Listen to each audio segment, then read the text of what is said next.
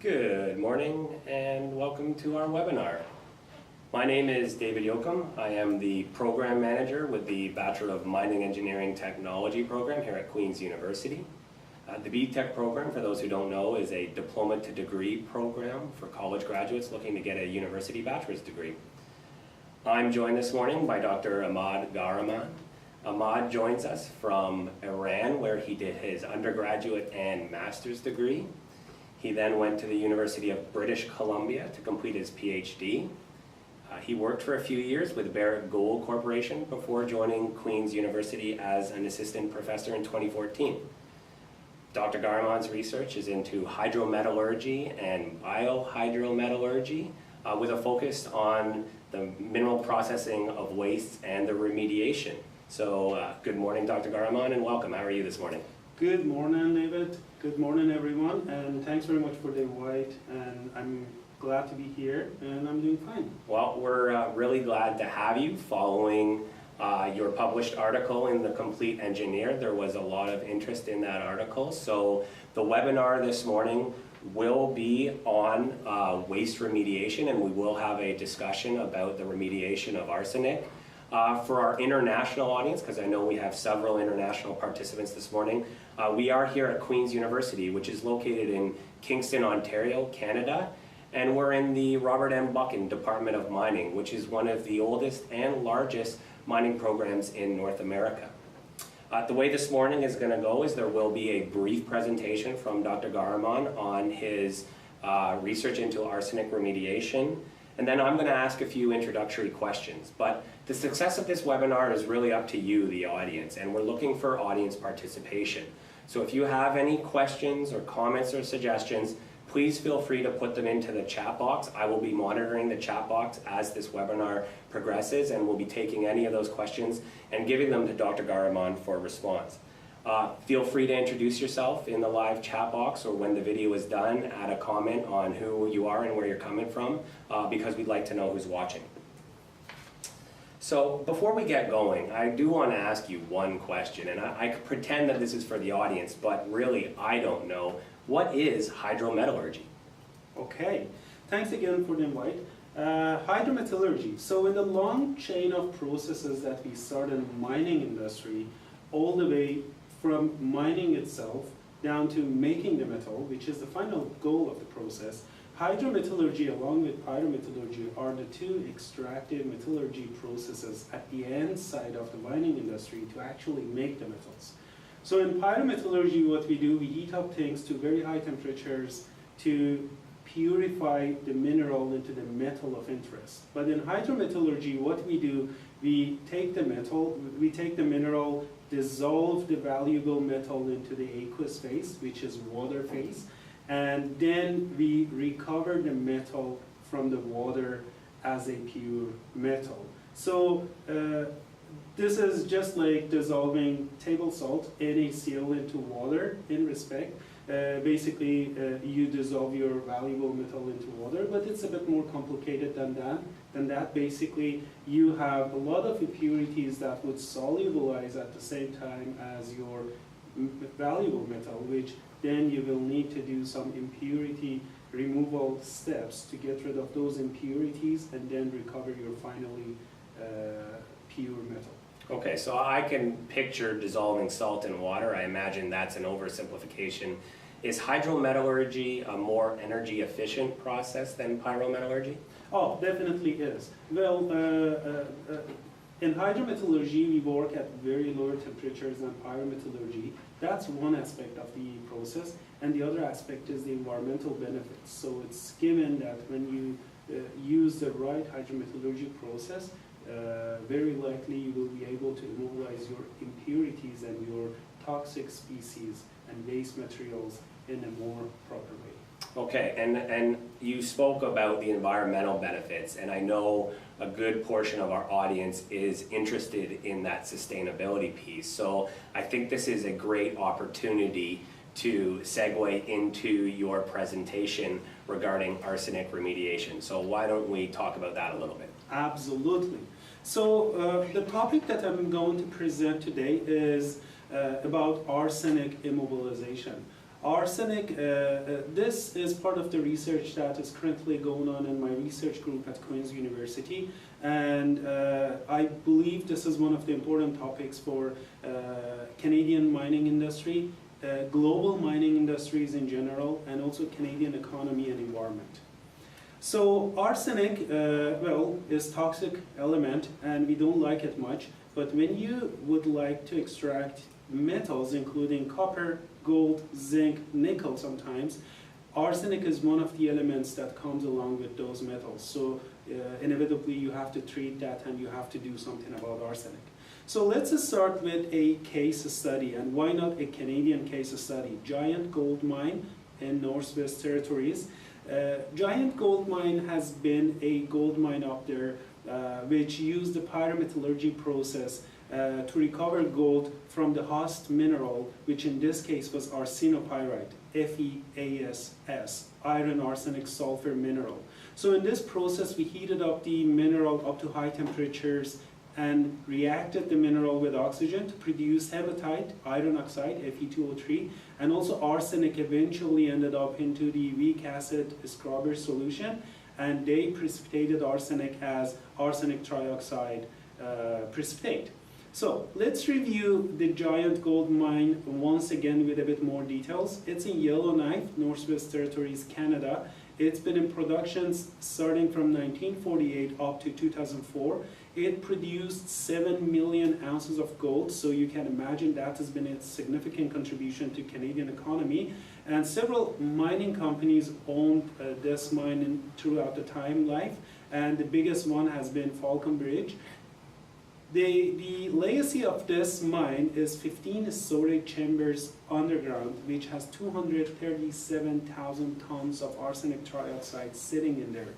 This is significant amount of arsenic trioxide, and because it's toxic, as I said, this is enough to practically kill all the human beings on the planet Earth.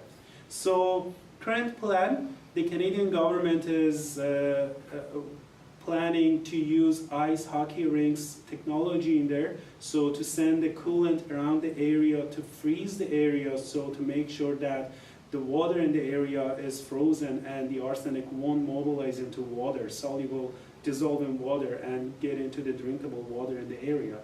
This is going to cost $1 billion for Canadian government, which I'm going to add, this is practically the money Canadian taxpayers are going to pay.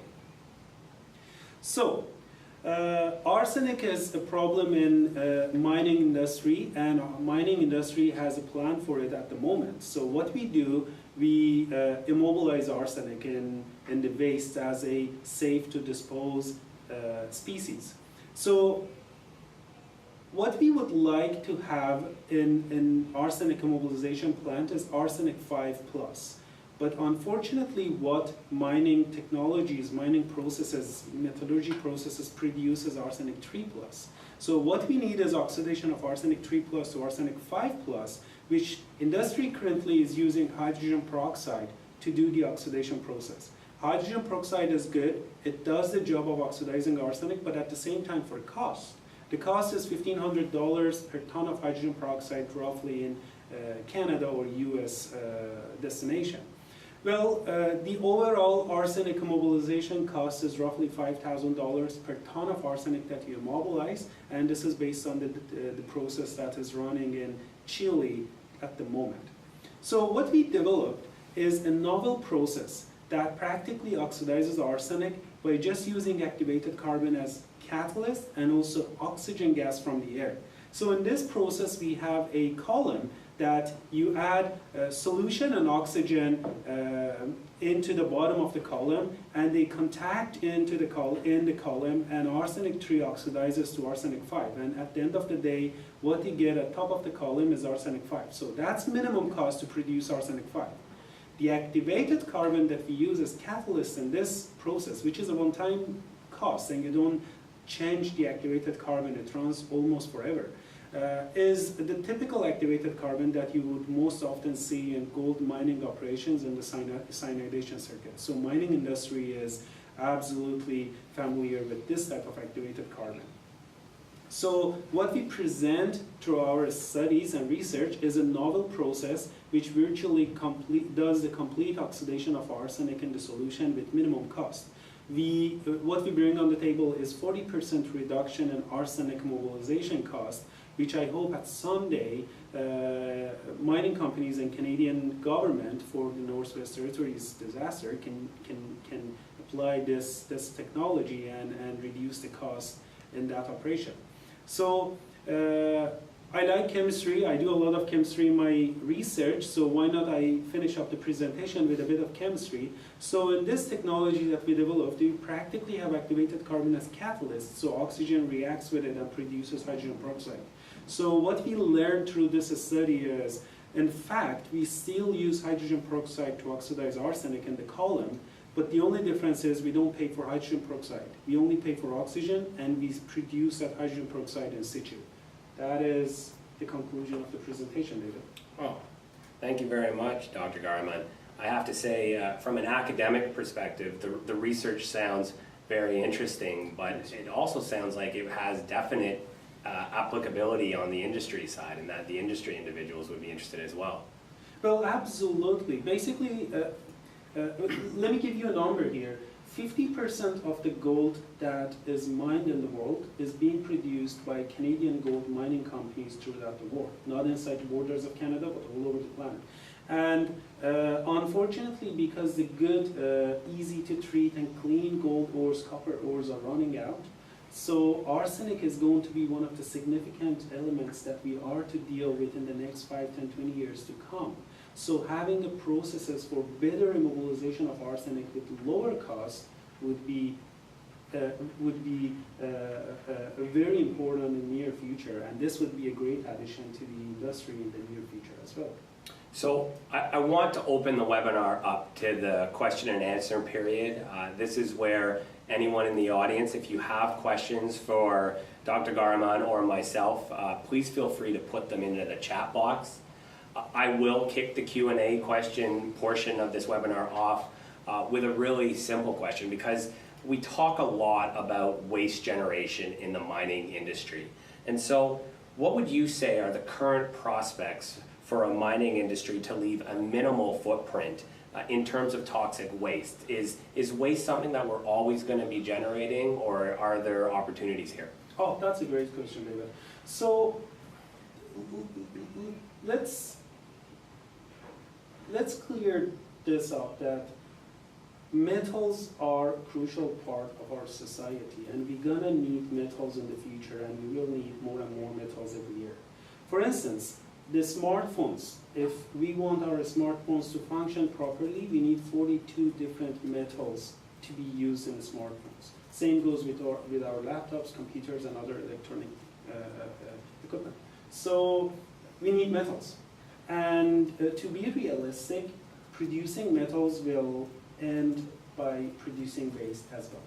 So we will be generating waste in mining industry for sure, and the only challenge is how we try to minimize the effect of those waste on the environment, and also how to produce minimum waste possible in the first place. So mining industry has been putting significant contribution on research-wise and also upgrading their processes in industry to minimize the waste they produce. And I believe in the near future we will have even more technologies emerging and helping us with lowering the waste in the industry. That seems counterintuitive to the popular opinion that mining companies are not environmentally friendly, that they are the reason that there's a lot of environmental damage. It sounds like you're saying that a lot of these companies are in fact stewards of the environmental protection. Protecting the environment is one of the main objectives of every single mining project that you would see today in any mining company in Canada and all over the world, I would say. But mostly in Canada, US, and Australian companies, you would see that. So protecting the environment is number one. In fact, I'm able to add this, that there are a lot of very interesting projects around the world, but because of the environmental challenges that the mining companies can't figure out, the projects are not moving forward. So we are in a time that because of environmental aspects, we are ready to not start a mining project at all. Okay, looking at some of the questions coming up in the audience, we have one from Erica, and she asks, what is done with the immobilized arsenic after it's been passed through the column? Oh, okay, so arsenic after pass through the column is arsenic 5 in the solution, and the next step for that arsenic would be to immobilize arsenic. Arsenic can be immobilized through atmospheric process as a scorodite. A scorodite is an iron arsenic oxygen mineral, FeAsO4, with 2 molecular water attached to it, and that's known to be the most stable arsenic mineral on the planet. So we precipitate arsenic, and we can dispose of scorodite safely in the tailings area. And that's not harmful to people in the traditional sense that they hear arsenic and everyone panics. At the moment, it's known to be the most stable arsenic mineral, and it's I'm comfortable to say it's safe to dispose of mineral of arsenic. Very cool. Right. We have another question from Adam. He's talking about your article, and he asked, and actually you say a really interesting comment here, good chemistry is in old papers. What did you mean by that? And I think the article also talked about graduate research doing this. So what did you mean there? Right. So this is really something that I think of sometimes. And the time has changed, and people are in rush these days. Not in 1960s, 70s, 80s, 1950s. When you go back to articles from those times, you see a lot of good chemistry that takes a lot of patience, a lot of time to do those experiments and publish those results. Today, students and probably professors as well are a bit rushed to finish up a project and run to the next one and jump to the market for the job and everything like that. So that puts a bit pressure on spending a bit more time on developing or producing extremely high quality results in some cases. But in general, the foundation of chemistry that we use today for remediation research or hydrometallurgy research comes from the chemistry that we developed in early 1990s or 40s, 60s, 70s, in those areas, or even times before that. So that probably makes me feel sometimes that the good chemistry is in older papers. Well, it's definitely a great response, and we did have some audience members earlier say they were interested in research, and Charlie asks, if someone was looking to join the department to do a master's or a PhD, what types of backgrounds or skills are you looking for in those students? Oh, interest. They should be interested. They should be interested in research of hydrometallurgy. In my research group mostly, but in mining department we have a variety of topics to work on, which starts from all the way from mining to downstreams, which is hydrometallurgy, mineral processing. In my research group, what I would like my students to be expert at really is to have a deep knowledge of chemistry, ideally electrochemistry, basically because most of the reactions we have in hydrometallurgy are electrochemical reactions in nature. So if the students have a good background in electrochemistry, chemistry, and engineering, general engineering knowledge, that would be great. Basically because the ultimate goal of my group is to produce the next generation of hydrometallurgists in Canada, and hydrometallurgy is an engineering field. So I would like my students to have an engineering perspective on the work they do. So having an open-minded engineering kind of personality and also a good knowledge of chemistry, and you are the best candidate for research in my group. How big is your mining group, and do you collaborate with industry at all on any of this research? Are you asking my group or mining? No, your research group. Your research so group. my group is around 10 graduate students right now. I would like to grow to 15 graduate students, so there are openings coming up for graduate students and my students. If you are hearing me there, I will be hiring PhD and master's students for January start. So check in with me. So yes, most of the research I do, in fact, I'm comfortable to say all of the research I do is supported by mining industry, and mostly Canadian mining industry and some US mining industry and Chilean mining industry. So basically, a good research is a research to me that solves a problem from the industry.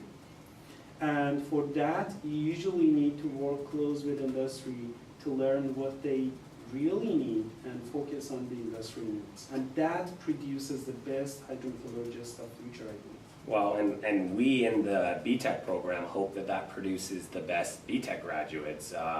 This is a practical application degree, and we really want to emphasize those partnerships and collaborations with industry, which leads to one of our next questions from Matt, who asks, what are some of the obstacles to getting your process into use working in mining operations, and what do you think is needed to overcome them?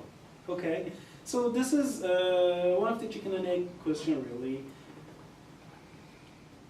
Traditionally, unfortunately, mining industry has been thinking that every single company wants to be the second to use a technology, basically because there is risk associated with newer developments, newer technologies. And let's face it, in mining industry, when you want to implement a new technology, that's going to be an expensive process. And add risk to it, and add the fact that not many people in industry know how to operate the new process, and that gives a lot of incentives to the companies to be the second to try a process. So, for instance, on this arsenic technology that we recently developed, I'm 100% sure if we can implement the first arsenic mobilization plant based on this technology, there will be a lot of other mining companies in the line waiting for more processes to be implemented in their operations. And I spent 10 years working in industry, and almost every decision is based on risk. That's a reality of operations. It's a risk-reward trade-off. Absolutely. Talk a little bit more about the value add for industry to partner with academia and support the research projects of the type that you're doing. Absolutely. So I can give you some examples, really. So several of the very important technologies that currently we have in the world, and mostly in Canada, originate from universities. For instance, the nickel process that we have in Shirt Internationals originates from university research. The technology with tech company for medium temperature pressure oxidation starts with university research. We have a Galvanox process out there in industry these days, starts from a university process, university research. In my group, my students in past few years have been focusing on atmospheric oxidation of pyrite. In this case, gold is stuck inside the pyrite mineral, which is very refractory mineral. And working with Barrick Gold in Canada, we were able to develop a new process that oxidizes pyrite and mobilizes gold for gold recovery with minimum cost. So that's originated from our own group. And the list is long. I can go on and on for many more. So it sounds like industry can come to academia with projects, very affordable projects, and you can set your research students to the task of researching these problems. Absolutely. What I tell industry partners time to time when I meet them is, give the industry partner money and time, and they will figure out a solution to your problem. Okay, I don't want to hog all of the time. I'll go back to the live chat here. Matt asks, what kind of investment would mine operators need to make to convert from their existing processes to take advantage of your arsenic remediation process? It depends. Actually, this is a really interesting question, basically because we are actually through Barrick Gold Corp, we are in discussions with a Chilean company called Comtalis to try to implement this process in their current arsenic mobilization plant. So in the current arsenic mobilization plant, what they have is reactors for arsenic oxidation. What we suggest is just replace those reactors with columns for arsenic oxidation. So the cost to me will be minimum, And the plant in Chile will be in the order of low $1 million to replace the reactor with columns and start taking benefit of this process. But the return of investment on this specific project is significantly interesting, that I believe it makes it an ideal process for the mining industry to implement. So we'll go to one last question. I'm cognizant of time, and we wanted to keep this webinar at 30 minutes. So the final question that we'll put to you, Dr. Ghahreman, is mining as an industry seems to be immersed in the process of change, and it's of course ever evolving. What is your vision for the mining industry 20 years from now or 50 years from now? Well, 10 years from now, 30 years from now, 50 years from now, probably we will be doing mining industry in a very different way than what we do today. Probably 20, 30 years down in the road, the way I imagine, we are not going to mine the whole minerals out of the ground. We're just going to do in situ leaching. So we're going to put some holes in the ground, send the solution down, leach the mineral that we want selectively, bring it up, and make our metals. So in this case, we won't have big holes on the planet Earth with mining activities. I imagine this is the way mining industry is going to go in the future, basically to reduce the costs, reduce the environmental effects, increase the profitability of the process, increase the process pace. The other comment I have, the largest taxi company in the world doesn't own a taxi. The larger Airbnb hotel company I would call in the world doesn't own any hotels. So it's not crazy to say maybe in 50 years down in the road, the largest mining companies don't own a mine. I don't know how it happens, but it might happen. And all of that, I mean, all of these cost improvements, efficiency improvements, sustainability considerations, that's all going to require new technologies, and they're going to need people that understand the technology and how to apply that technology, correct? Absolutely. So the field is changing with a rapid pace that has never been true before, and mining industry is seeing changes in all the aspects, starting from mining to extractive metallurgy side. The new processes are emerging with lower cost processes and better environmentally friendly processes. So I believe in the near future, people in industry that will be leading the industry are those that have a good solid knowledge of the fundamentals and also good understanding of how research works and how to develop a new process that is practical and viable economically, practically and environmentally to implement in the industry. So the knowledge is going to be the key in future. Very cool. Thank you very much for your time this morning, Ahmad. It was very interesting. There are a couple other questions that are coming through the live chat. Because we scheduled this webinar at a half an hour, we will wrap up here. But what we'll do is we'll consolidate all these questions, and we will get back to them in the comment sections on the video. If anyone did not have an opportunity to ask any questions that they were interested in more information on, you can leave a comment on this video in the YouTube, or you can send us an email at btech@engineering.queensu.ca, and we will get back to you. So thank you very much, Dr. Ghahreman. Thank you to all of our audience participations, and we look forward to seeing you at our next one.